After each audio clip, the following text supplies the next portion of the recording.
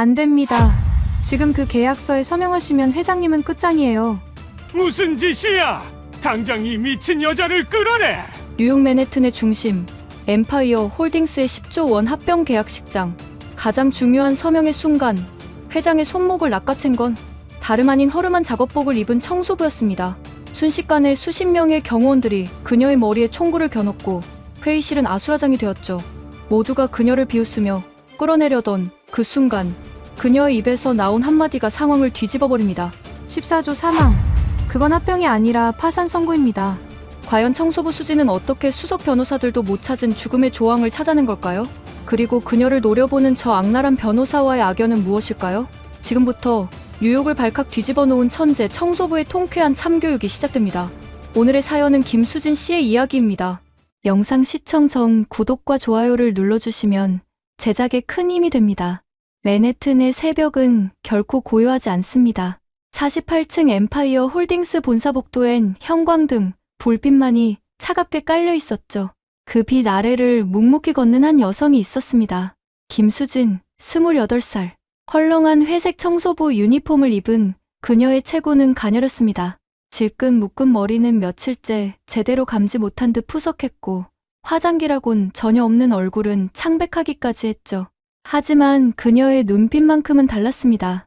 레이저처럼 날카로웠어요. 청소 카트를 밀며 지나가는 그녀의 시선은 복도 바닥이 아니라 사무실 유리창 너머로 보이는 책상 위 서류들을 향해 있었습니다. 또 틀렸네. 수지는 작게 한숨을 쉬었습니다. 회장실 앞에 도착한 그녀는 문을 열고 안으로 들어갔어요. 가죽 소파 냄새와 고급 목재 향이 섞인 공간. 천장엔 샹들리에가 매달려 있었고 벽면엔 역대 회장들의 초상화가 걸려 있었습니다.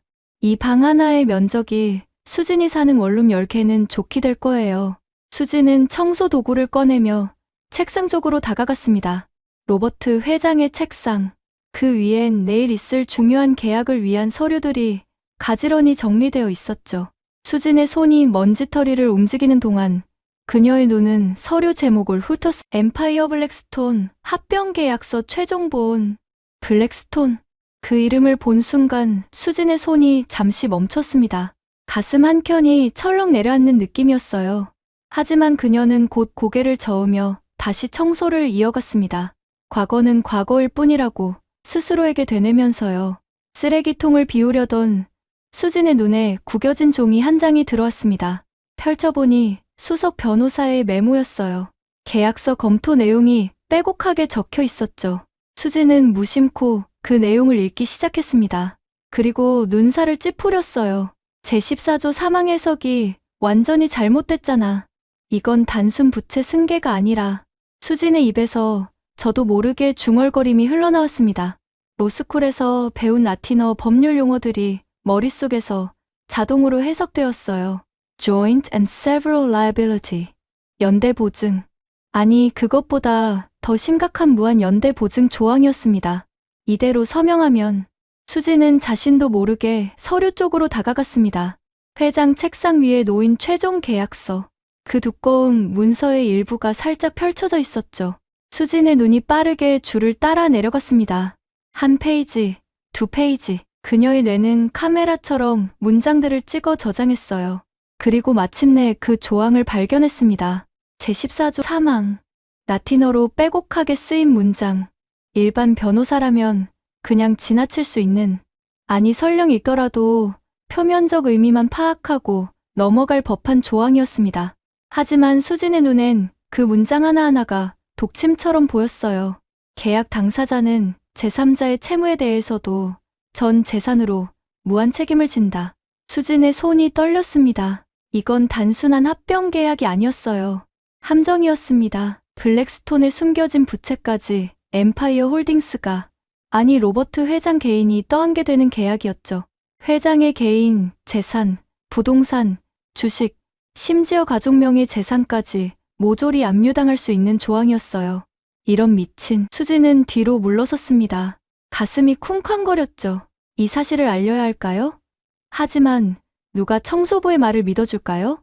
아니, 그 전에 이런 기밀 서류를 멋대로 본 것만으로도 당장 해고당하고 추방당할지 모릅니다. 수지는 주먹을 꽉 쥐었습니다. 손톱이 손바닥을 파고들 만큼 세게요. 그녀의 머릿속엔 7해 전 아버지의 얼굴이 떠올랐습니다. 사기 계약서에 도장을 찍은 후 모든 걸 잃고 쓰러진 아버지. 그때 수지는 아무것도 할 수 없었어요. 법을 몰랐고 세상이 어떻게 돌아가는지 몰랐죠. 하지만 지금은 달랐습니다. 수지는 알고 있었어요. 저 계약서가 얼마나 치명적인지, 내일 아침이면 어떤 파국이 펼쳐질지 내가 막아야 해. 수지는 떨리는 손으로 휴대폰을 꺼냈습니다. 계약서를 몰래 사진으로 찍었죠. 증거를 남겨야 했어요. 하지만 그 순간 복도에서 발소리가 들려왔습니다. 경비원이었어요. 수지는 재빨리 휴대폰을 주머니에 넣고 다시 청소 도구를 집었습니다. 아, 수진 씨, 아직도 일하세요? 경비원이 문을 열고 들어오며 말했습니다. 수지는 억지로 미소를 지었어요. 네, 내일 큰 계약식이 있다고 해서요. 회장실을 완벽하게 해놔야죠. 그러게요. 10조 원짜리 계약이라던데. 대단하죠? 10조. 수진의 가슴이 다시 한번 철렁했습니다. 10조 원이 한순간에 날아갈 수도 있다는 걸 저 경비원은 모르겠죠. 경비원이 나간 후 수지는 조용히 문을 닫았습니다. 그리고 창밖을 바라봤어요. 새벽 5시, 맨해튼 빌딩 숲 너머로 희미하게 하늘이 밝아오고 있었습니다.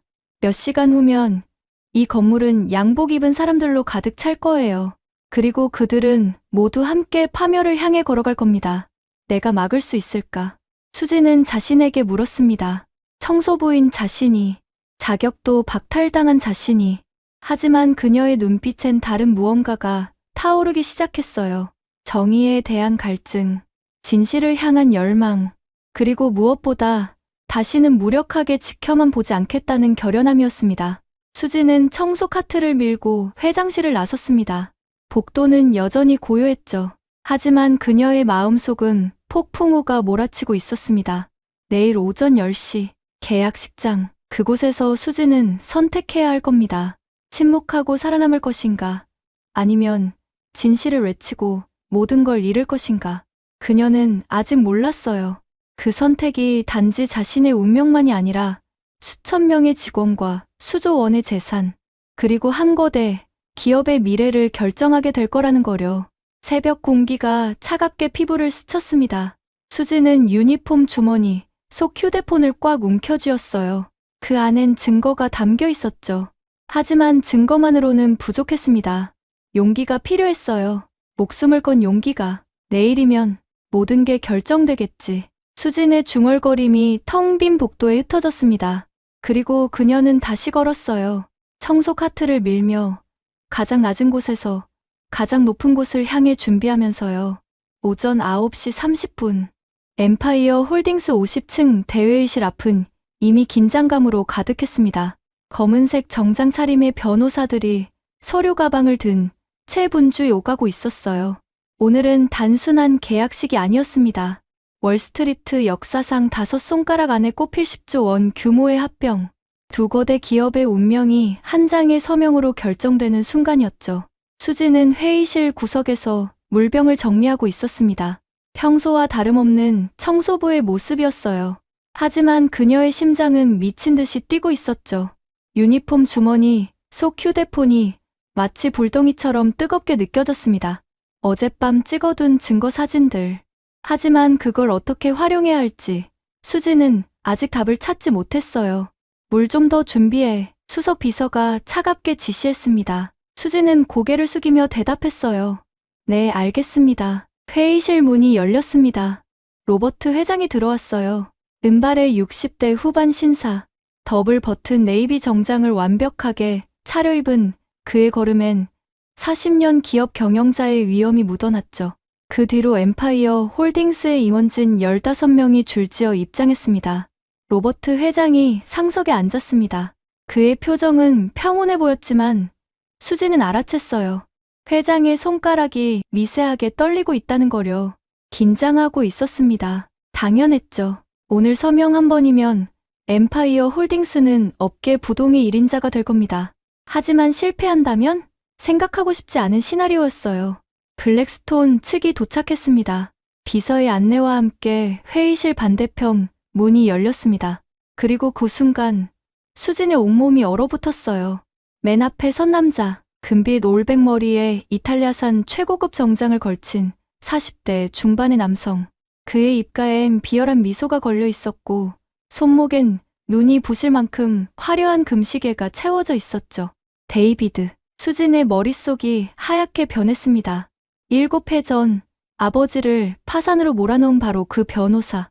가짜 서류를 만들어 아버지에게 연대 보증을 떠넘기고 법정에서 온갖 거짓 증언으로 아버지를 범죄자로 만든 그 남자였어요. 수진은 본능적으로 고개를 숙였습니다. 들키면 안 됐어요. 절대로. 로버트 회장님, 오랜만입니다. 데이비드의 목소리엔 가짜 친절함이 묻어났습니다. 로버트 회장이 악수를 청했고 두 사람의 손이 맞닿았죠. 하지만 수진의 눈엔 그게 악수가 아니라 독사와 악어의 입맞춤처럼 보였어요. 오늘로 우리는 한 가족이 됩니다. 데이비드가 말했습니다. 그의 시선이 회의실을 한 바퀴 훑었어. 임원들, 변호사들, 그리고 물병을 나르는 청소부. 데이비드의 눈이 잠시 수진에게 머물렀습니다. 수진은 숨을 멈췄어요. 심장이 터질 것만 같았죠. 하지만 데이비드는 곧 시선을 거뒀습니다. 관심 밖이었어요. 청소부 따위는 그의 눈에 사람으로도 보이지 않았죠. 자, 그럼 시작하겠습니다. 엠파이어 홀딩스의 수석 변호사가 계약서 뭉치를 펼쳤습니다. 300페이지가 넘는 두꺼운 문서. 그는 핵심 조항들을 하나씩 낭독하기 시작했어요. 제1조, 합병 비율은 엠파이어 대 블랙스톤 6대 4입니다. 수지는 물잔을 채우는 척하며 회의 테이블에 가까이 다가갔습니다. 그녀의 귀는 변호사의 말 한마디를 놓치지 않고 받아 적고 있었어요. 아니, 받아 적는 게 아니라 녹음하듯 뇌에 새기고 있었죠. 제5조, 인수대금은 구조와 채권으로 3년 분할 지급. 제9조, 블랙스톤의 기존 부채는 합병법인이 승계하며. 조항들이 줄줄이 낭독되었습니다. 표면적으론 아무 문제가 없어 보였어요. 아니, 오히려 엠파이어 홀딩스에 유리한 조건들이 많았죠. 로버트 회장의 얼굴에 희미한 미소가 떠올랐습니다. 임원들도 서로 눈짓을 주고받으며 안도의 표정을 지었어요. 하지만 수진만은 알고 있었습니다. 진짜 독은 표면이 아니라 깊숙한 곳에 숨어 있다는 거려. 마지막으로 제14조입니다. 수석 변호사의 목소리가 들렸습니다. 수진의 온 신경이 곤두섰어요. 제14조, 책임의 범위. 합병 당사자는 상대방의 우발 채무에 대해. 변호사가 잠시 말을 멈췄습니다. 그는 서류를 들여다보며 눈을 가늘게 떴어요. 상호 협력적 책임을 부담한다. 이상입니다. 수진의 손이 떨렸습니다. 거짓말이었어요. 제14조 사망, 라틴어로 쓰인 그 핵심 조항을 완전히 생략해버린 거죠. 협력적 책임이라니. 실제론 무한 연대 보증인데 말이에요. 수진은 이가 갈렸습니다. 저 수석 변호사가 매수당했거나 아니면 정말로 라틴어를 해석하지 못한 거였어요.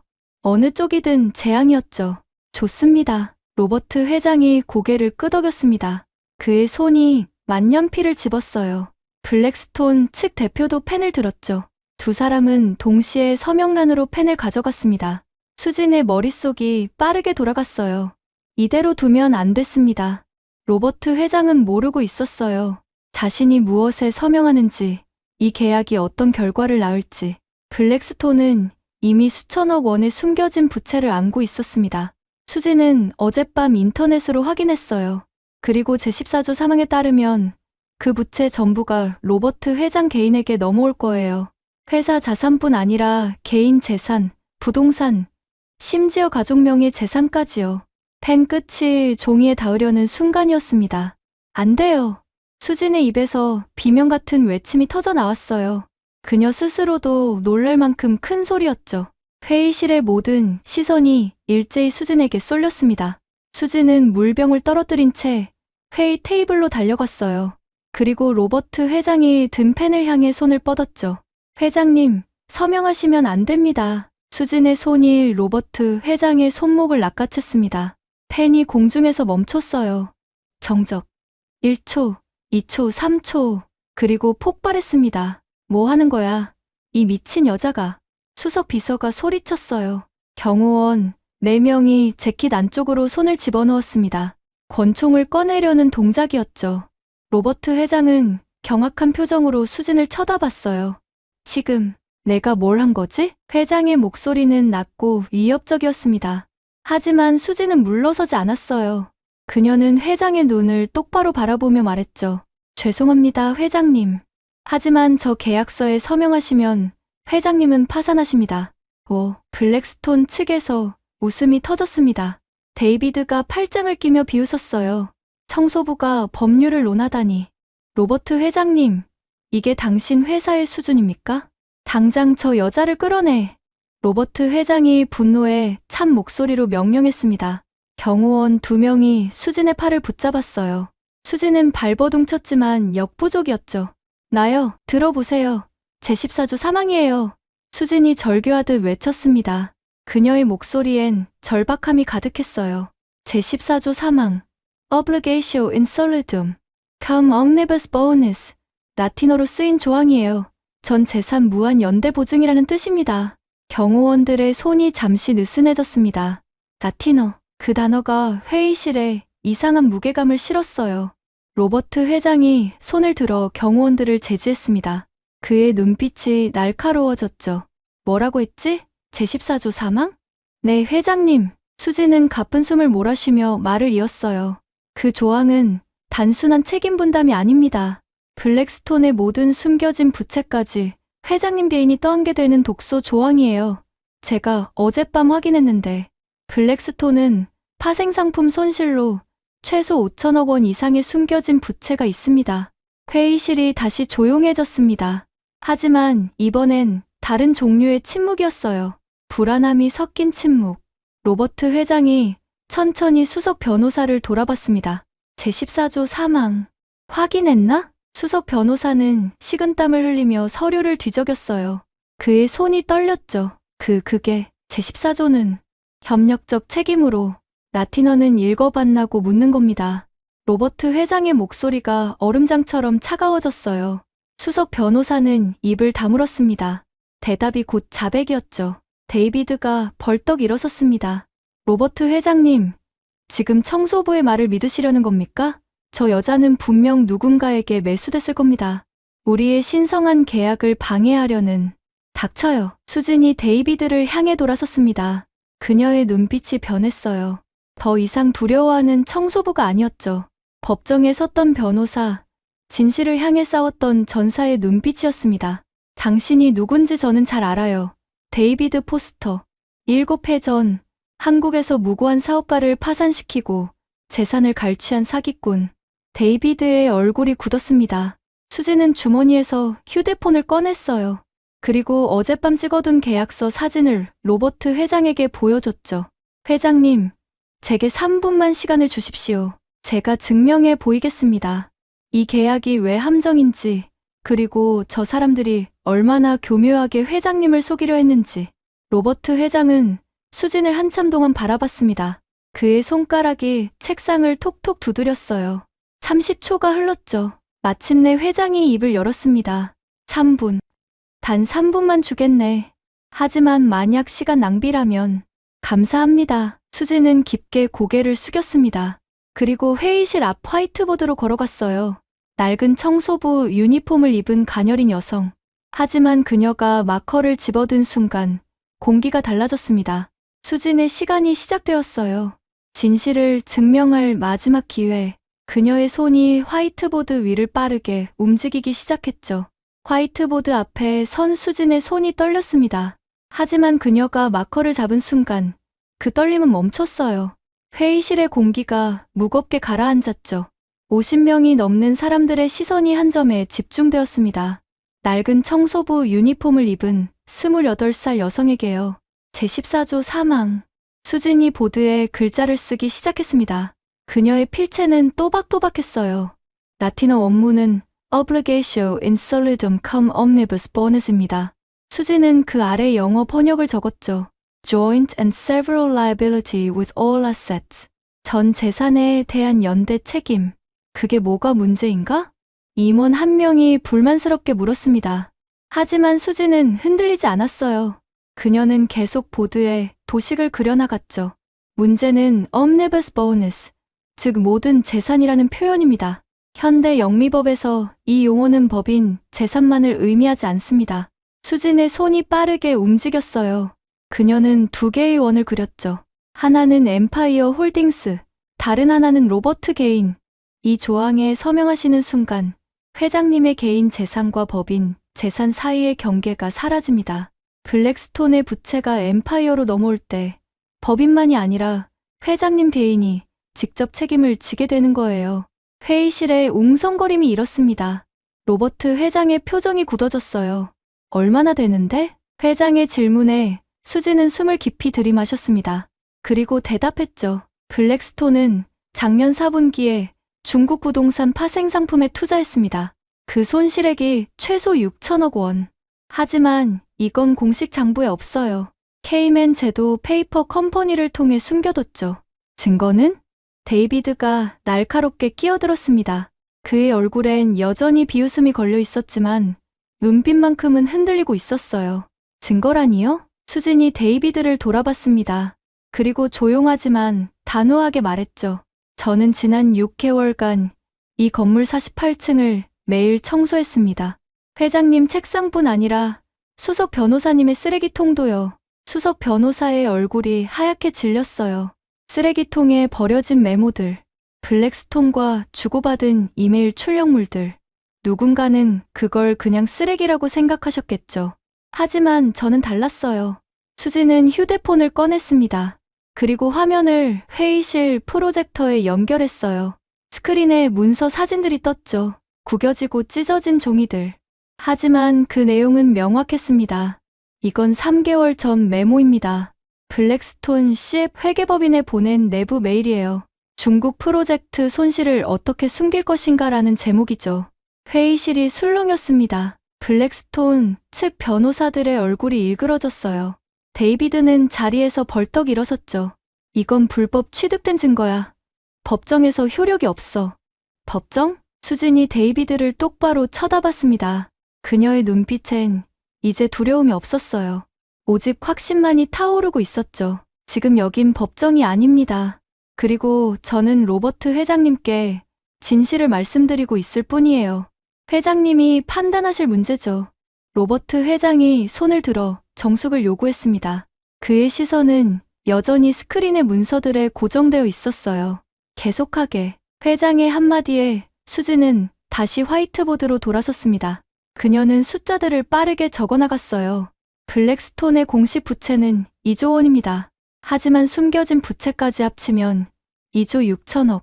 제14조 사망에 따라 회장님이 개인 보증을 서시면 블랙스톤이 파산할 경우 그 6천억 원이 회장님 개인에게 청구됩니다. 그건 말도 안 돼. 임원 한 명이 외쳤어요. 하지만 수지는 흔들리지 않았죠. 판례가 있습니다. 2019년 뉴욕 남부지법 판결. 나티너 연대보증 조항이 포함된 M&A 계약에서 인수기업 대표가 개인 파산한 사례가 있어요.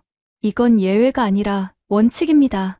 수진의 말이 끝나자 회의실은 죽음의 침묵에 빠졌습니다. 로버트 회장은 계약서를 집어들었어요. 그리고 제14조를 찾아 나티너 문구를 응시했죠. 1분이 지났습니다. 2분이 지났어요. 맞군. 회장의 입에서 한숨 같은 중얼거림이 흘러나왔습니다. 이 여자 말이 맞아. 수석 변호사가 바닥을 보며 고개를 떨궜어요. 30년 경력의 변호사가 28살 청소부에게 진 순간이었죠. 하지만 데이비드는 포기하지 않았습니다. 그는 테이블을 탁 치며 일어섰어요. 로버트 회장님, 이 여자가 누군지 아십니까? 데이비드의 목소리가 회의실에 울려 퍼졌습니다. 이 여자는 한국에서 자격 박탈당한 범죄자입니다. 아버지 빚 때문에 미국으로 도망친 사기꾼이에요. 수진의 몸이 굳었습니다. 과거, 그녀가 가장 숨기고 싶었던 상처였어요. 7해 전, 이 여자의 아버지는 사기 혐의로 구속됐습니다. 그리고 이 여자는 변호사 자격 시험에서 부정행위로 적발돼 영구 제명됐어요. 거짓말이에요. 수진이 비명처럼 외쳤습니다. 하지만 데이비드는 멈추지 않았죠. 거짓말? 증거가 있어. 한국 법무부 공식 기록이야. 데이비드는 서류 한 장을 꺼내 회장 앞에 내던졌습니다. 수진의 얼굴에서 핏기가 가셨어요. 그 서류, 7해 전 그녀의 인생을 무너뜨린 바로 그 문서였죠. 로버트 회장이 서류를 집어들었습니다. 그리고 천천히 읽기 시작했어요. 회장의 눈빛이 차갑게 식어갔죠. 사실인가? 회장이 수진을 쳐다봤습니다.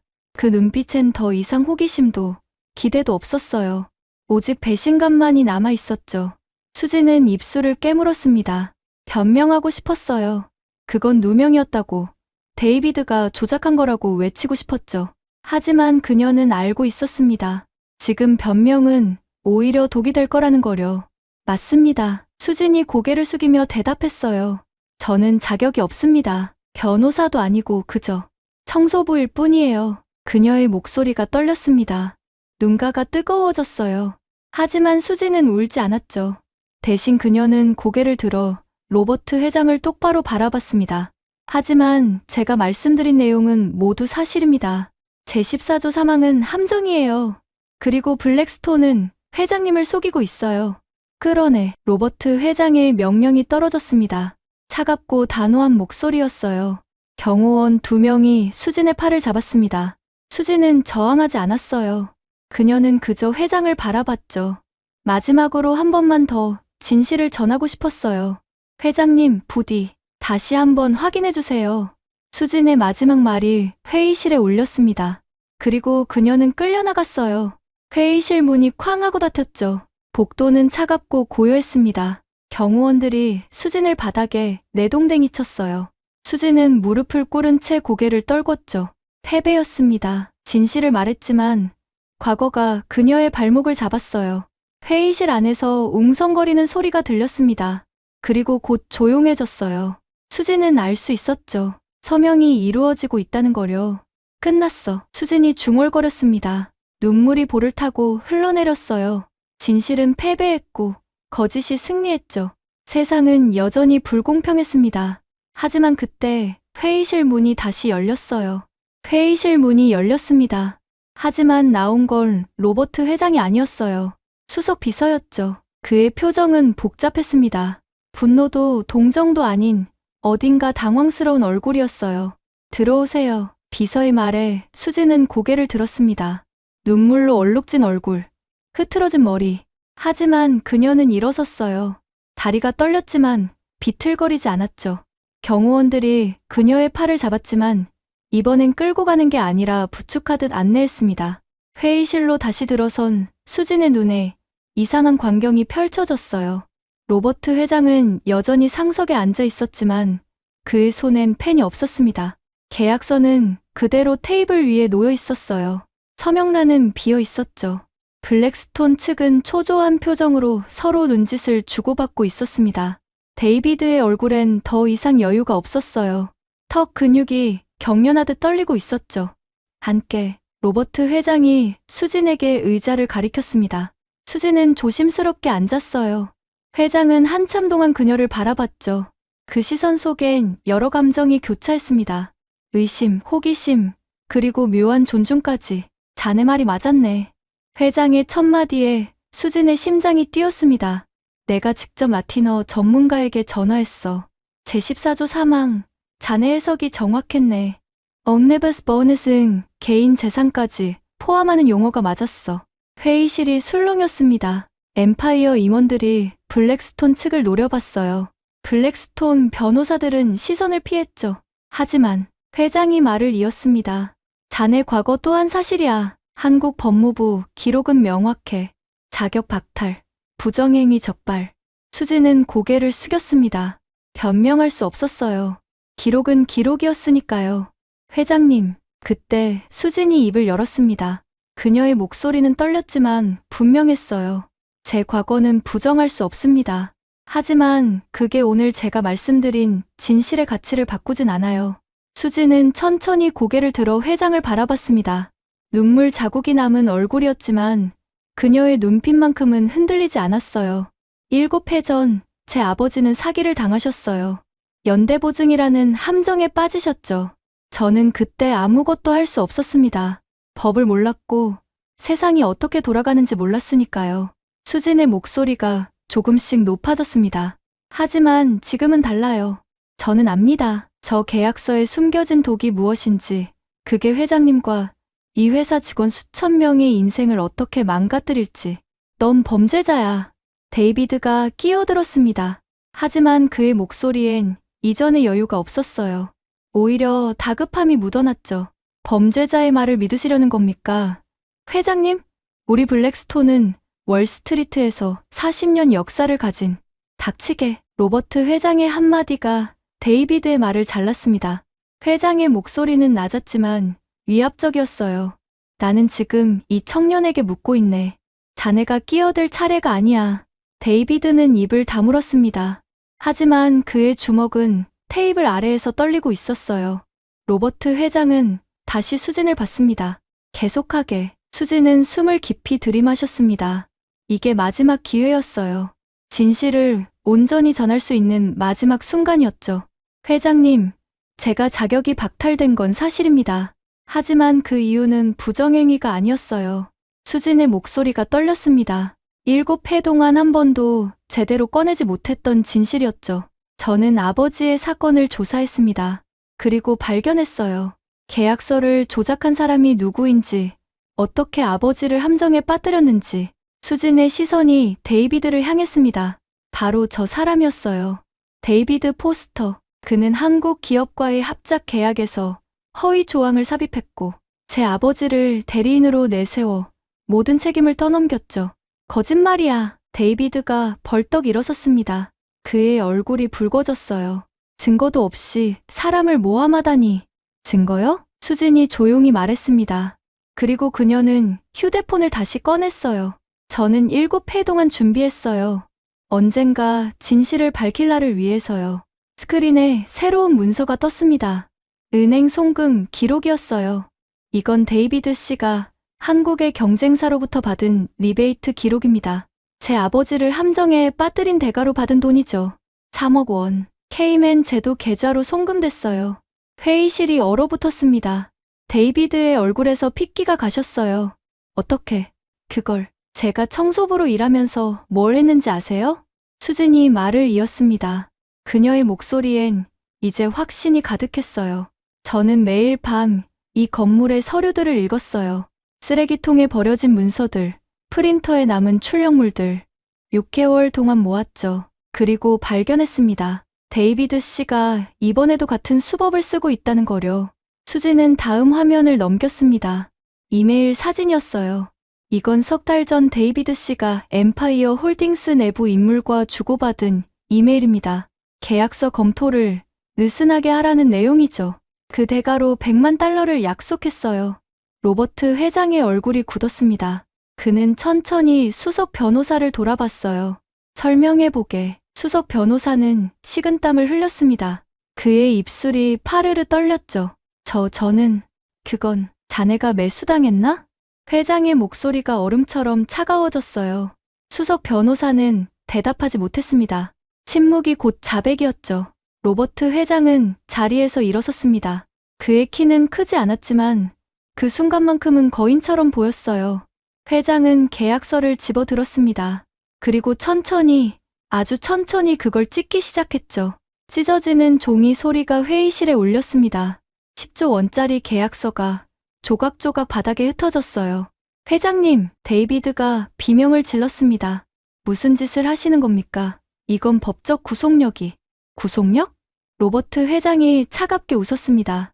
사기 계약에 무슨 구속력이 있나? 자네들은 내 회사를 집어삼키려 했어. 교묘한 독소 조항으로, 매수한 내부자로, 그리고 거짓말로. 회장은 찢어진 계약서 조각을 데이비드의 발치에 던졌어요. 당장 내 건물에서 나가게. 아니면 경찰을 부를 테니까. 데이비드의 얼굴이 일그러졌습니다. 분노와 패배감이 뒤섞인 표정이었어요. 그는 수진을 노려봤죠. 하지만 수진은 피하지 않았습니다. 그녀는 데이비드의 눈을 똑바로 마주 봤어요. 7해 전, 당신이 제 아버지에게 했던 것처럼 다른 사람을 망가뜨리려 했군요. 하지만 이번엔 막았어요. 진실이 거짓을 이겼습니다. 데이비드는 아무 말도 하지 못했습니다. 그는 비틀거리며 회의실을 나갔어요. 블랙스톤 일행이 그를 따라 황급히 자리를 떴죠. 문이 닫혔습니다. 회의실엔 정적만이 남았어요. 로버트 회장은 수진에게 다가왔습니다. 그리고 그녀 앞에 섰죠. 수진은 긴장했어요. 이제 뭐가 남았을까요? 칭찬, 아니면 해고? 하지만 회장이 한 행동은 예상 밖이었습니다. 그는 허리를 굽혀 수진에게 고개를 숙였어요. 고맙네. 회장의 목소리는 진심이었습니다. 자네가 아니었다면 나는 모든 걸 잃을 뻔했어. 회사도 재산도 평생 쌓아온 명예도. 수진은 어찌할 바를 몰랐습니다. 거대 기업의 회장이 청소부에게 고개를 숙이다니. 꿈만 같았어요. 회장님, 고개를 드세요. 저는 그저 자네는 용기 있는 사람이야. 회장이 고개를 들며 말했습니다. 그의 눈엔 존경이 담겨 있었어요. 청소부라는 이유로 과거의 상처 때문에 침묵할 수도 있었어. 하지만 자네는 진실을 선택했지. 그게 얼마나 위험한 선택인지 알면서도. 수진의 눈가가 다시 뜨거워졌습니다. 하지만 이번엔 슬픔이 아니었어요. 안도감이었죠. 마침내 진실이 인정받았다는, 자신의 용기가 헛되지 않았다는 안도감이었습니다. 이제 어떻게 되는 건가요? 수진이 조심스럽게 물었습니다. 로버트 회장은 미소 지었어요. 그리고 대답했죠. 그건 자네가 결정할 문제야. 자네 인생이니까. 회장은 수진의 어깨에 손을 얹었습니다. 부드럽지만 힘이 담긴 손길이었어요. 하지만 만약 자네가 원한다면 나는 제안하고 싶네. 우리 회사에서 일하지 않겠나? 청소부가 아니라 법무팀에서. 수진의 심장이 뛰었습니다. 하지만 그녀는 고개를 저었어요. 저는 자격이 없어요. 자격? 회장이 웃었습니다. 오늘 자네가 보여준 게 자격이 아니고 뭔가? 종이 위의 자격증보다 중요한 건 진실을 향한 용기야. 그리고 자네는 그걸 가지고 있어. 수진은 말문이 막혔습니다. 7회 소요 동안 꿈꿔왔던 순간이었어요. 다시 법률가로 일하는 것. 하지만 그게 정말 가능할까요? 생각해보게. 급할 건 없어. 회장이 말했습니다. 하지만 기억하게. 오늘 자네는 수천 명의 직원과 이 회사를 구했어. 그게 자네의 가치야. 회의실 밖으로 나온 수진은 복도 창가에 섰습니다. 맨해튼의 오후 햇살이 유리를 통해 쏟아져 들어왔어요. 따뜻했습니다. 수진은 자신의 손을 바라봤습니다. 청소 걸레를 쥐었던 손. 하지만 오늘 이 손은 진실을 지켜냈어요. 아버지, 수진이 중얼거렸습니다. 드디어 해냈어요. 늦었지만 해냈어요. 그녀의 눈에서 눈물이 흘러내렸습니다. 하지만 이번엔 기쁨의 눈물이었죠. 그날 밤, 수진은 원룸으로 돌아왔습니다. 좁은 방, 삐걱거리는 침대, 녹슨 수도꼭지. 7회 동안 그녀의 전부였던 공간이었어요. 하지만 오늘만큼은 달라 보였습니다. 창문 너머로 보이는 맨해튼의 불빛들이 더 이상 멀게 느껴지지 않았어요. 그녀도 이제 그 빛의 일부가 될 수 있다는 걸 오늘 증명했으니까요. 수진은 유니폼을 벗었습니다. 낡고 헐렁한 회색 천. 하지만 그녀는 그걸 쓰레기통에 버리지 않았어요. 조심스럽게 개어 서랍에 넣었죠. 이건 단순한 작업복이 아니었습니다. 그녀가 가장 낮은 곳에서 진실을 지켜낸 증거였으니까요. 휴대폰이 울렸습니다. 낯선 번호였어요. 수진은 잠시 망설이다 전화를 받았죠. 여보세요? 수진 씨, 로버트 회장 비서실입니다. 차분한 남성의 목소리가 들렸어요. 회장님께서 내일 오전 10시에 별도 미팅을 요청하셨습니다. 참석 가능하신가요? 수진의 심장이 두근거렸습니다. 네, 가능합니다. 전화를 끊은 후 수진은 한참을 멍하니 앉아 있었어요. 내일, 그녀의 인생이 완전히 바뀔 수도 있는 내일이었죠. 다음 날 아침, 수진은 옷장 문을 열었습니다. 그리고 망설였어요.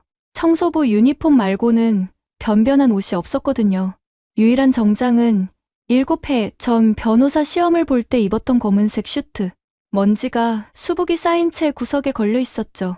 수진은 그 정장을 꺼냈습니다. 낡았지만 여전히 단정했어요.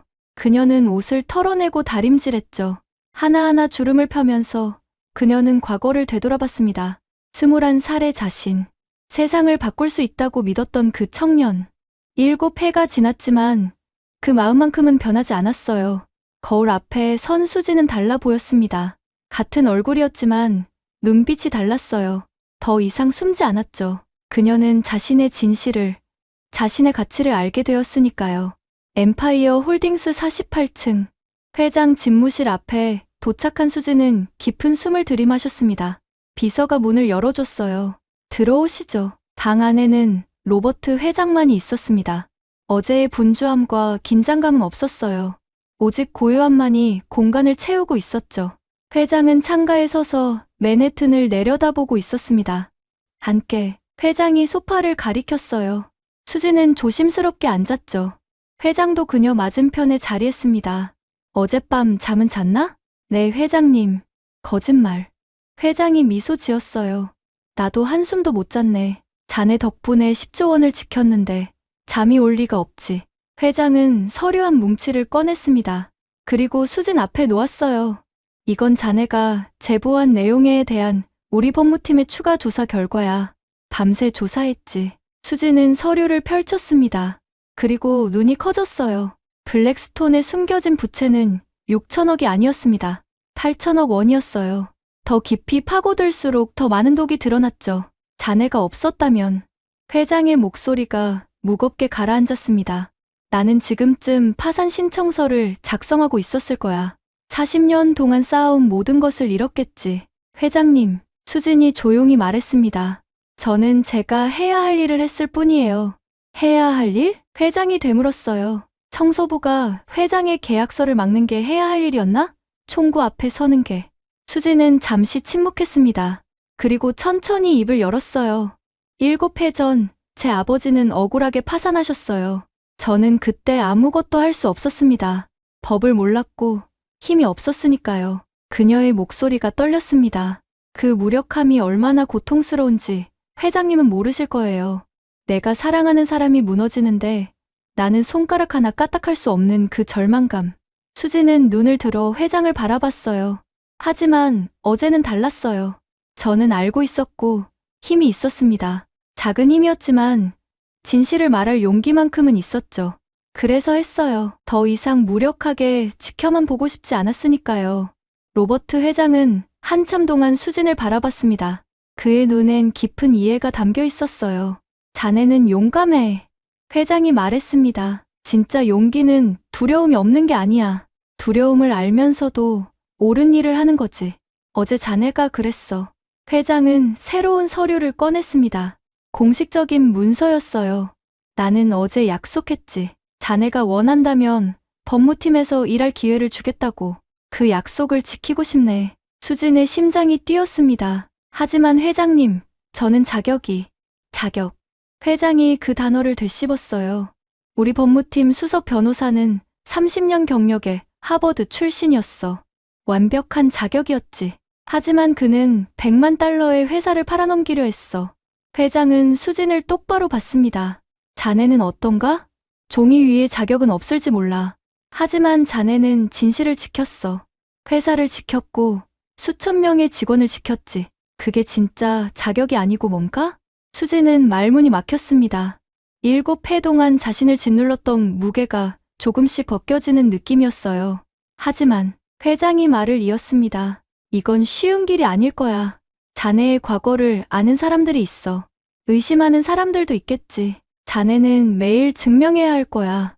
자신의 가치를, 자신의 진실을 알고 있어요. 수진이 대답했습니다. 그녀의 목소리는 흔들리지 않았어요. 7해 동안 그렇게 살아왔어요. 하루하루 증명하면서요. 저는 범죄자가 아니라고, 사기꾼이 아니라고. 그럼 회장이 서류를 수진 쪽으로 밀었습니다. 증명할 기회를 주겠네. 법무팀 인턴으로 시작하게. 급여는 청소부 때보다 나을 거야. 수진은 서류를 들여다봤습니다. 계약서였어요. 고용계약서. 그녀의 손이 떨렸죠. 하지만 이번엔 두려움이 아니었습니다. 설렘이었어요. 그리고 한 가지 더. 회장이 덧붙였습니다. 자네 아버지 사건. 내가 우리 법무팀에 지시했네. 재조사하라고. 만약 정말로 누명이었다면 우리가 도울 수 있어. 수진의 눈에서 눈물이 흘러내렸습니다. 이번에는 참을 수 없었어요. 7해 동안 꿈꿔왔던 순간이었죠. 아버지의 누명을 벗길 수 있는 기회. 감사합니다, 회장님. 수진의 목소리는 떨렸지만 진심이었어요. 저 꼭 증명하겠습니다. 회장님의 선택이 옳았다는 걸 나는 안다네. 회장이 미소 지었습니다. 어제 자네가 이미 증명했으니까. 수지는 서류에 서명했습니다. 떨리는 손으로 하지만 확실하게. 그 순간 그녀의 인생이 바뀌었어요.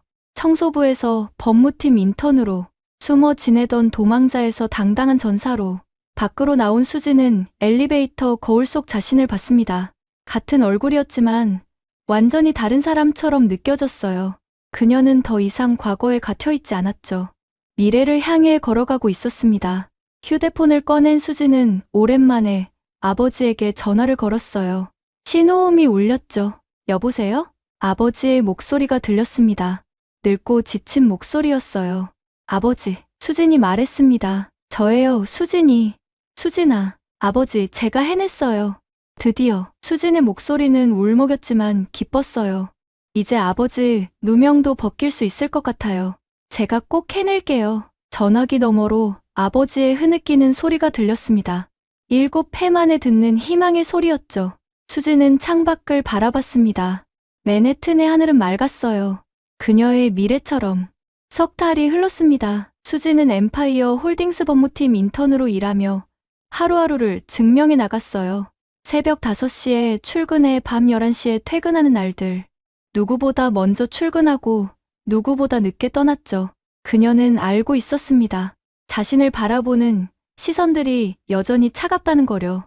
저 여자 청소부 출신이래.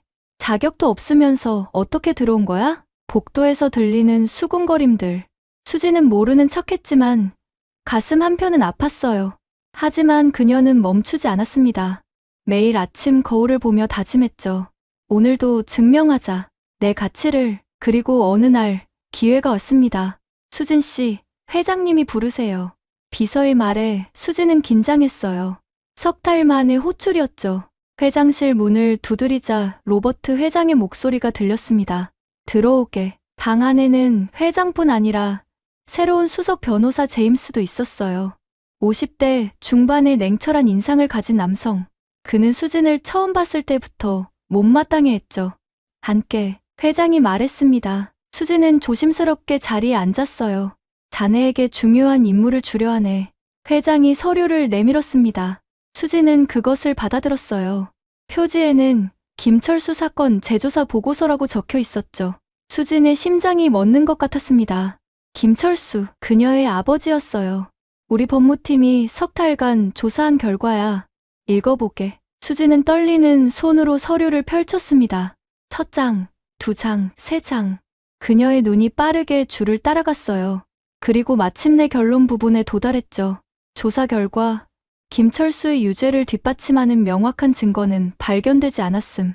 오히려 계약서 조작 및 증거 위조 정황이 다수 포착됨. 수진의 눈에서 눈물이 흘러내렸습니다.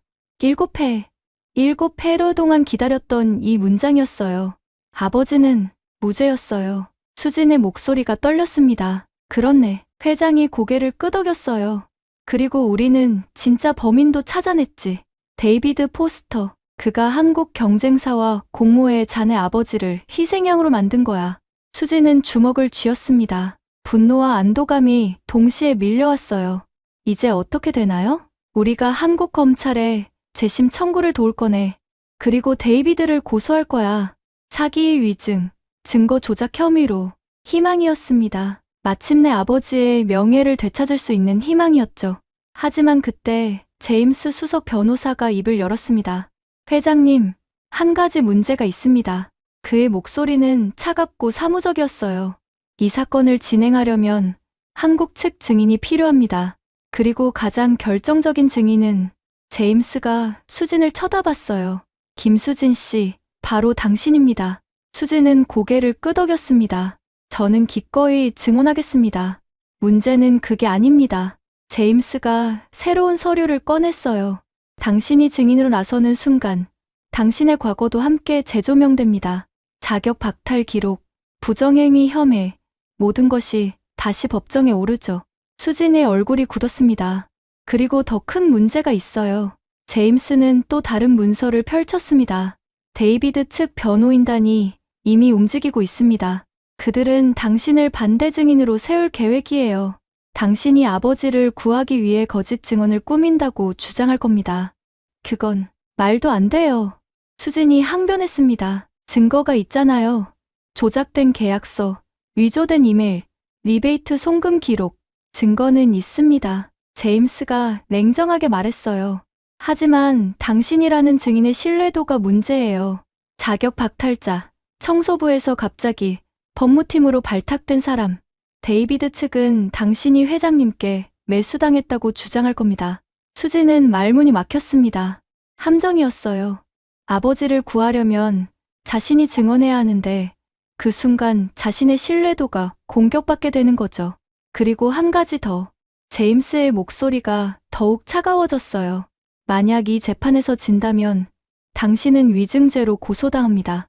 미국 법정에서 유죄 판결을 받으면 당신은 추방될 거예요. 영구적으로. 회의실이 조용해졌습니다. 로버트 회장도 침묵했어요. 그의 표정은 무겁고 안타까웠죠. 수진 씨, 제임스가 말했습니다. 당신에겐 선택권이 있어요. 증언을 포기하고 여기 남는 것, 아니면 증언을 하고 모든 걸 거는 것. 하지만 명심하세요. 이기면 아버지를 구하지만 지면 당신도 아버지도 모두 잃습니다. 수지는 손을 떨었습니다. 7회 소요 동안 꿈꿔왔던 순간이었어요.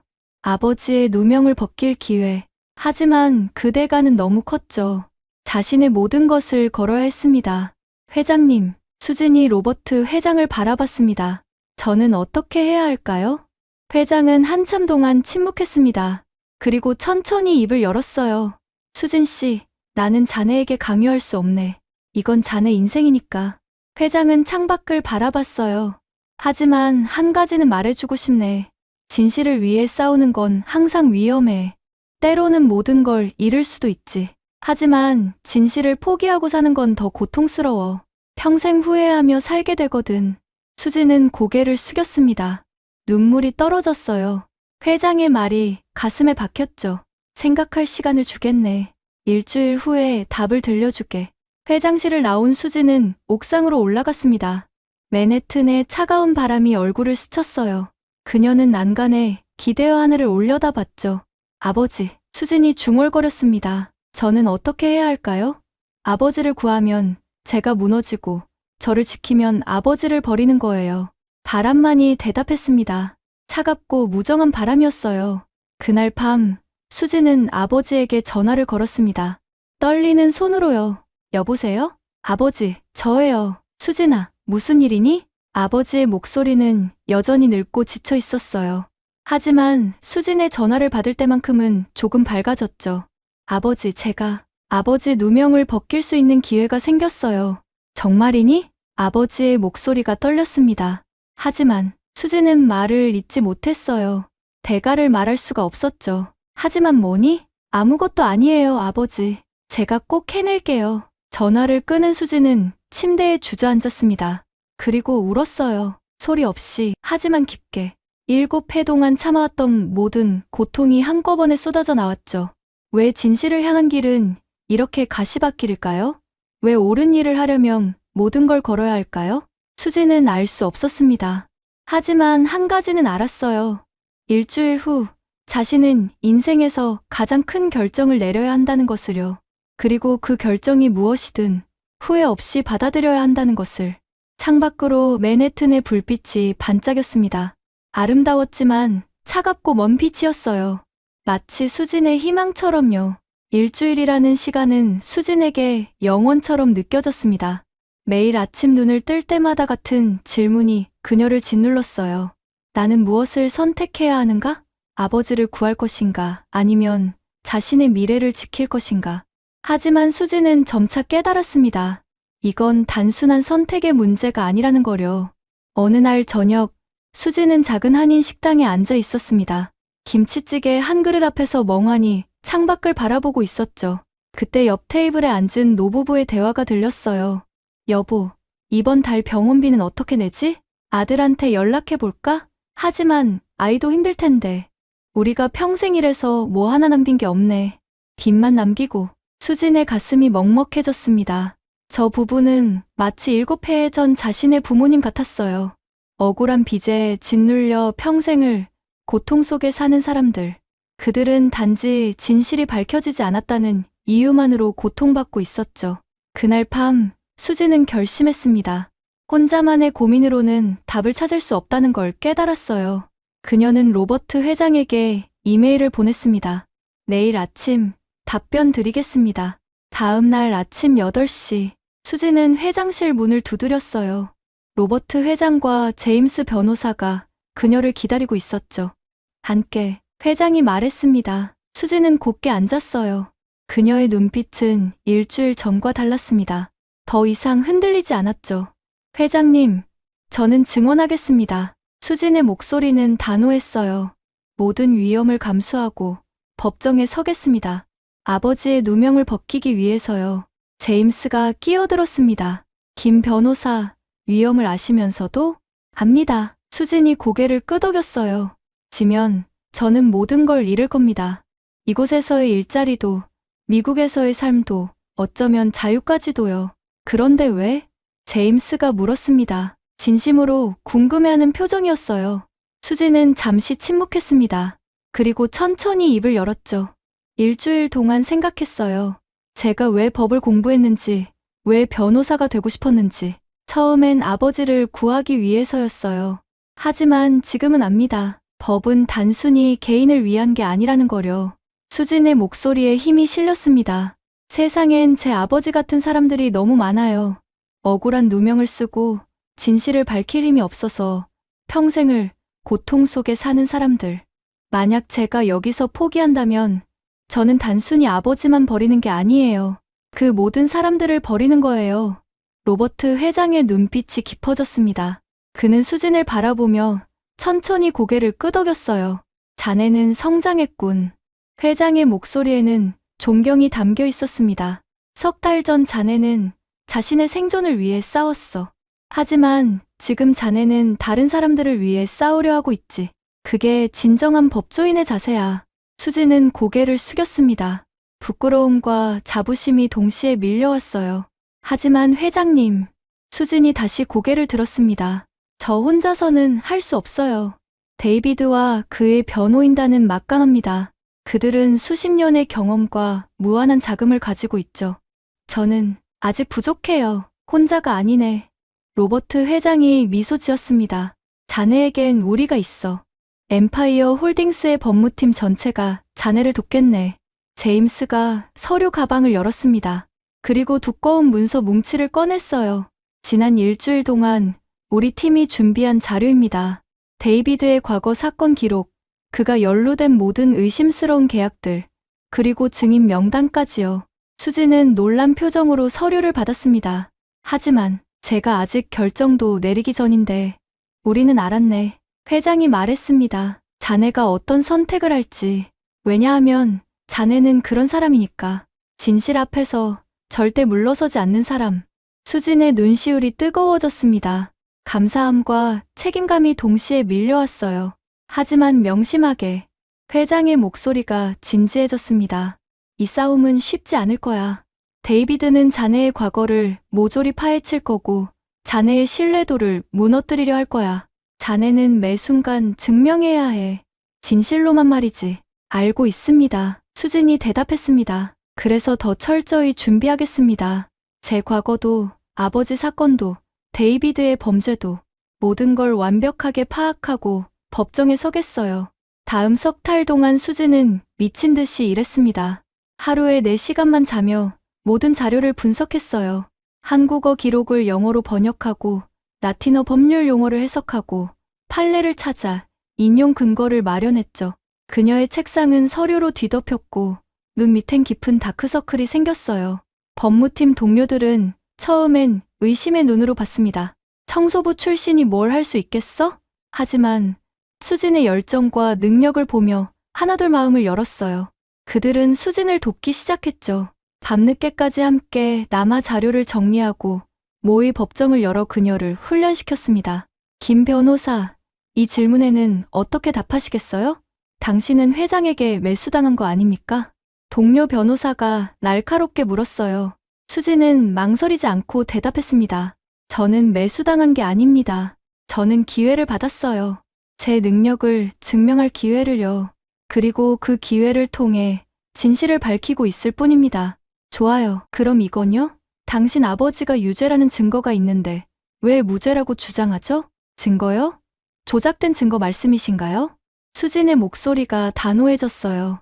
진짜 증거는 은행 기록에 있습니다. 데이비드가 경쟁사로부터 받은 3억 원, 그 돈의 흐름이 모든 걸 말해줍니다. 제 아버지는 희생양이었을 뿐이에요. 동료들이 박수를 쳤습니다. 수지는 준비되고 있었어요. 천천히, 하지만 확실하게. 드디어 재판 날짜가 잡혔습니다. 3개월 후, 한국 서울중앙지방법원. 수지는 비행기 표를 예약했어요. 편도 티켓이었죠. 돌아올 수 있을지 확신할 수 없었으니까요. 출발 전날 밤, 로버트 회장이 수진을 저녁 식사에 초대했습니다. 조용한 레스토랑, 창가 자리, 맨해튼의 야경이 한눈에 보이는 곳이었어요. 긴장되나? 회장이 물었습니다. 네, 수진이 솔직하게 대답했어요. 무섭습니다. 지면 모든 걸 잃을 테니까요. 그럼 왜 가는가? 가야 하니까요. 수진이 창밖을 바라봤습니다. 진실은 누군가 말해줘야 해요. 만약 제가 침묵한다면 데이비드 같은 사람들은 계속 다른 사람을 희생시킬 거예요. 저는 그걸 막고 싶어요. 로버트 회장은 한참 동안 수진을 바라봤습니다. 그리고 주머니에서 작은 상자를 꺼냈어요.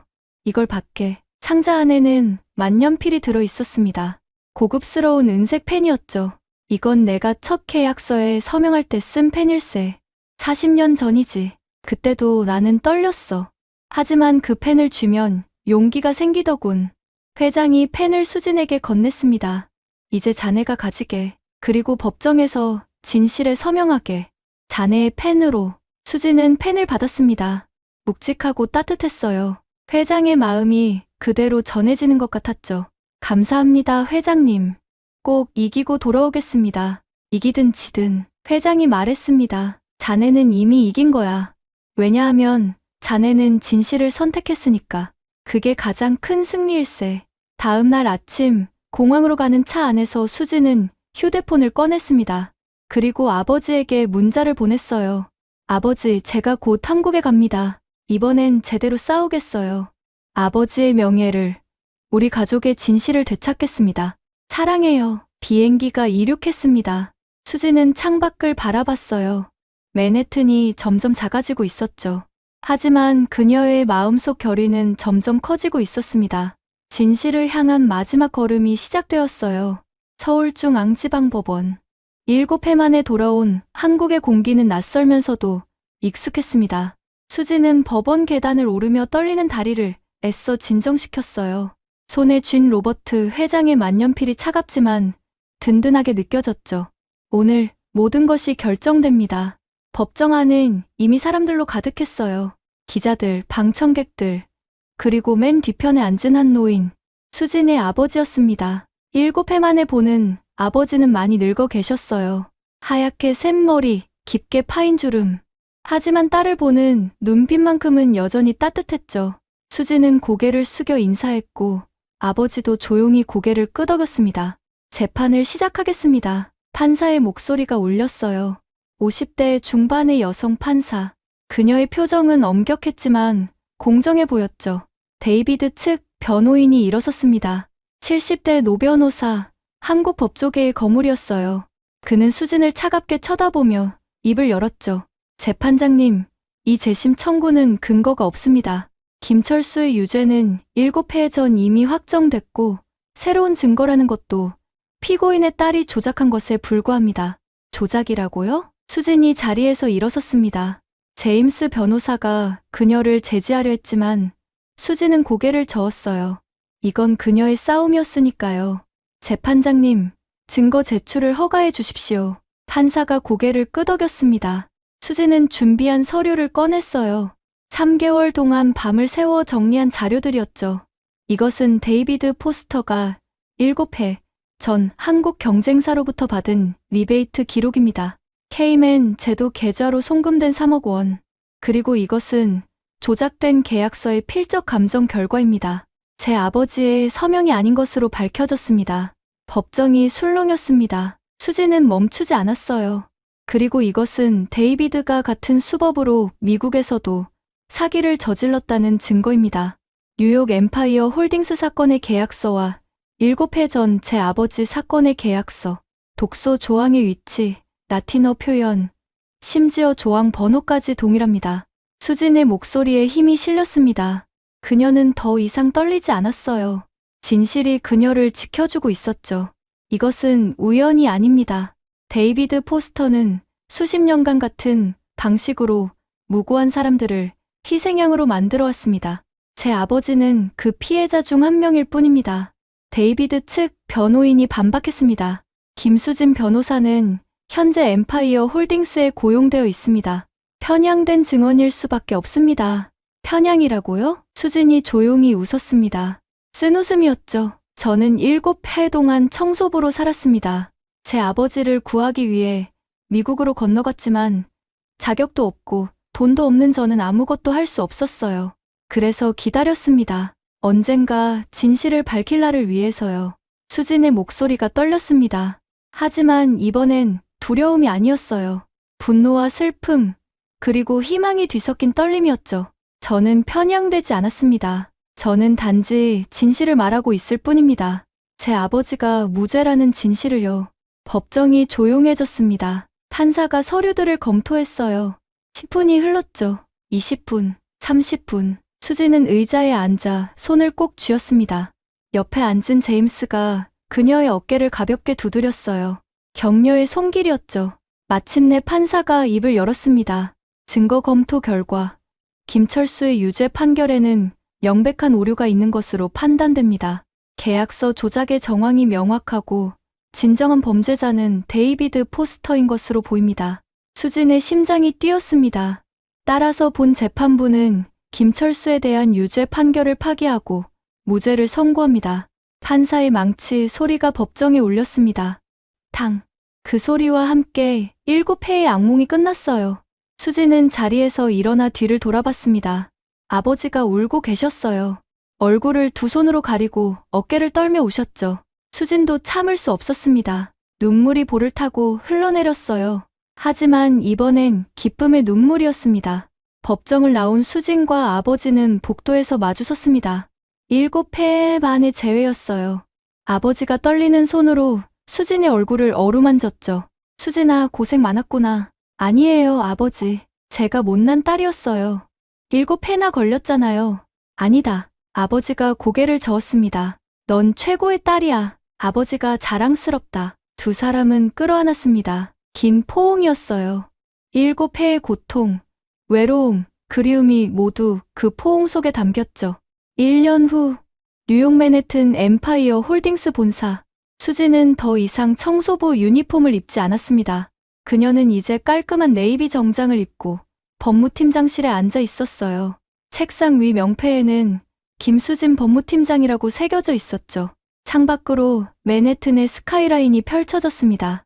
7해 전 이 도시에 처음 왔을 때 수지는 꿈도 희망도 없었어요. 단지 아버지를 구하고 싶다는 간절함만 있었죠. 하지만 지금은 달랐습니다. 그녀는 증명했어요. 진실은 결국 승리한다는 것을, 용기 있는 한 사람이 세상을 바꿀 수 있다는 것을요. 사무실 문이 열렸습니다. 로버트 회장이 들어왔어요. 그는 수진을 보며 미소 지었죠. 바쁜가? 아니요, 회장님. 오늘 저녁에 시간 있나? 축하 자리를 마련했네. 축하요? 자네 아버지가 오늘 한국에서 출발하셨다더군.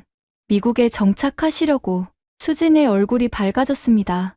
아버지와 함께 살 수 있다니. 꿈만 같았어요. 그리고 한 가지 더. 회장이 서류를 내밀었습니다. 데이비드 포스터, 오늘 미국 법원에서 징역 15년 선고받았네. 사기, 증거 조작, 위증 혐의로. 수지는 서류를 받아들었습니다. 마침내 정의가 실현된 거예요. 7회 동안 꿈꿔왔던 순간이었죠.